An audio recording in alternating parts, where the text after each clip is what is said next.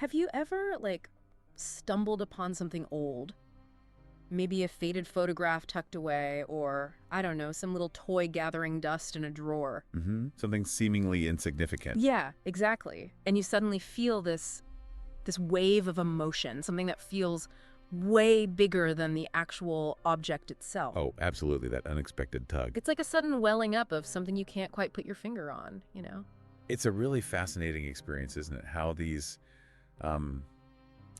ordinary things can unlock such profound feelings. Yeah. It really highlights, I think, the deep connection between our lives now and, well, everything that's shaped us along the way. Okay, let's try and unpack this a bit, because it feels like it's more than just, a little bit of nostalgia, doesn't it? Definitely more. It can feel quite intense sometimes, almost like this little thing is like a key that unlocks a door to a part of your mind you didn't even realize was closed. Exactly. That's a great way to put it. From the perspective of trying to understand the deeper workings of our minds, these objects can act as pathways. Pathways to what we sometimes call the return of the repressed. Return of the repressed. And often, it's not just about a simple happy memory resurfacing. It's more about encountering emotions or maybe experiences that were too challenging, too difficult to fully process at the time. Right. So they were, in a sense, pushed out of our conscious awareness. Repressed. So you mean actively pushed away. It's not just like naturally forgetting something over time. That's a really crucial distinction, yeah. Repression, in this psychological sense, is understood as an active process. Active, okay. Our sense of self, what's so-called the ego, sort of works to keep unacceptable thoughts or feelings or desires, things that create maybe internal conflict or anxiety, out of our conscious mind. Huh. Why? Just to cope. Essentially, yes. It's a way our minds try to protect our psychological well-being to maintain a sense of stability. So these buried feelings, they don't just evaporate, they're still there somewhere. Bubbling under the surface, kind of. Think of it like trying to hold a beach ball underwater. Okay. Yeah. You have to use energy, right? You have to keep applying pressure to keep it submerged. But the pressure, the ball's buoyancy, it's still there. Similarly, these repressed emotions or memories, they continue to exert an influence. They can shape our thoughts, our feelings, our behaviors, even if we aren't consciously aware of what's driving them. Wow. Okay, the image that came up when we were looking into this broken toy found in an attic. That image really sticks with me. It's a powerful one. Yeah, because it's something that was once precious, right? Maybe even represented a really happy time, but now it's damaged. How does that fit into this idea of repression? Well, the broken toy can be a very potent symbol. The damage it sustained. It might mirror a psychological wound, perhaps, or a painful experience from childhood that wasn't fully understood or resolved. Like what kind of thing?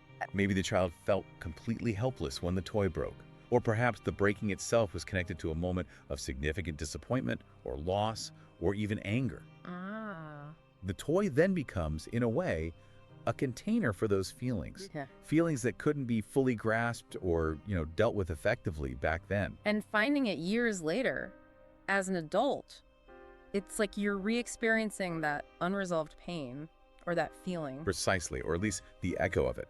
The object can somehow bypass our usual adult defenses, our rationalizations.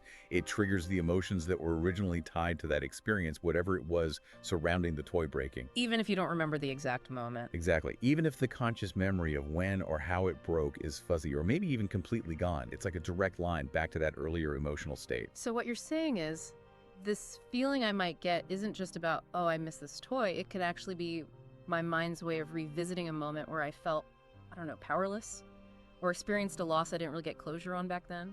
That's certainly one way to understand the potential depth of the reaction, yes. Yeah. It connects the present feeling to a possibly buried past experience. Yeah, that's a powerful connection. It makes you wonder about other things, In adult life, we were reading about recurring patterns, maybe in relationships, or anxieties that seem to pop up without a clear, obvious cause. Could those also be linked to this return of the repressed, these unresolved past things? Oh, absolutely. Very often, these kinds of patterns, these anxieties that feel irrational or outsized, can potentially be traced back to early experiences that were never fully processed or integrated. Can you give an example? Sure. Think about someone who maybe as a child consistently felt their opinions didn't matter, or that they weren't really heard. Okay. As an adult, they might repeatedly find themselves in situations at work, in friendships, in romance, where they feel unheard or ignored. Or perhaps they even unconsciously seek out situations that replicate that dynamic. Wow. The original feeling, that sense of being unheard or dismissed, might have been repressed, pushed down because it was painful. But it continues to subtly shape their choices and their experiences. It's almost like the past is constantly trying to make itself known in the present, even when we think we've totally moved on. That's a very insightful way to put it, actually. Mm. The unconscious mind, from this perspective, has its own kind of logic, its own persistence. What wasn't fully resolved back then often seeks some form of, well, maybe not resolution, but expression or repetition in the present. And sometimes that happens through these unexpected encounters with objects or through these recurring life patterns. Exactly. Those can be the ways it surfaces. So, okay, we find this broken toy, metaphorically or literally. It stirs up all these feelings. It's not just random sentimentality. What happens next, according to this way of thinking? Well, this is where another interesting concept comes in, sometimes called deferred action, or the German term Nachträglichkeit. Nachträglichkeit. Okay. Think of it as meaning. Well, that an early experience doesn't necessarily reveal its full emotional impact at the time it happens. Right. It might lie dormant, in a way, until a later event occurs. And that later event provides a new context, or somehow resonates with that earlier feeling, and then the full force of the original experience is felt. Like an undeveloped photograph. That's a perfect analogy, yes. Yes. The image, the potential meaning, is there on the film from the beginning. Yeah. But it only fully emerges, becomes clear, when the right chemicals, the later experience, are applied in the development process. So finding the toy isn't just about the original moment it broke, but about how that early experience, that feeling, might connect to something I'm going through or feeling in my life right now. Precisely. A present-day feeling of, say, loss or vulnerability or maybe even anger might deeply resonate with the buried feelings associated with that earlier experience of the broken toy. And that makes the old feeling surface again, but maybe even stronger. It can, yes. The later event gives the earlier experience a new layer of meaning, a renewed emotional significance. It's reactivated, you could say. Okay, something else that came up, and this feels a bit more uncomfortable maybe. What if the breaking of the toy wasn't just an accident?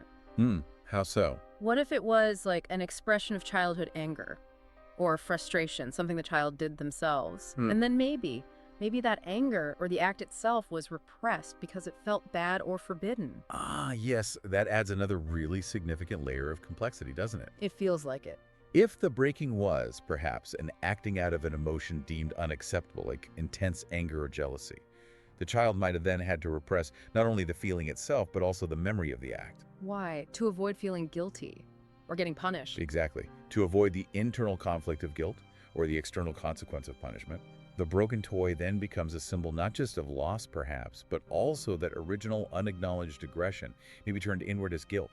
So finding it years later could potentially bring up those feelings too, that sort of murky guilt or self-reproach, even if I have no conscious memory of, throwing the toy against the wall in a tantrum. It's possible, yes.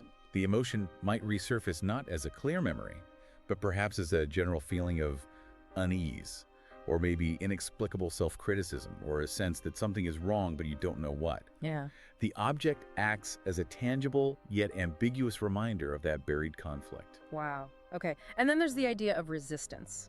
If someone were, say, talking about this, exploring these feelings, their first reaction might be to just dismiss the object, right? Like, oh, it's just an old thing, it doesn't mean anything. But that very dismissal, that could actually be a sign that it is important. Resistance is often seen as a key indicator in this kind of inner exploration, yes. It's often understood as the unconscious mind's way of protecting itself from potentially painful or destabilizing truths. So the stronger the urge to say, nah, that's nothing, the more likely it might be that the material being resisted, the feeling associated with that toy, for instance, is emotionally charged and significant.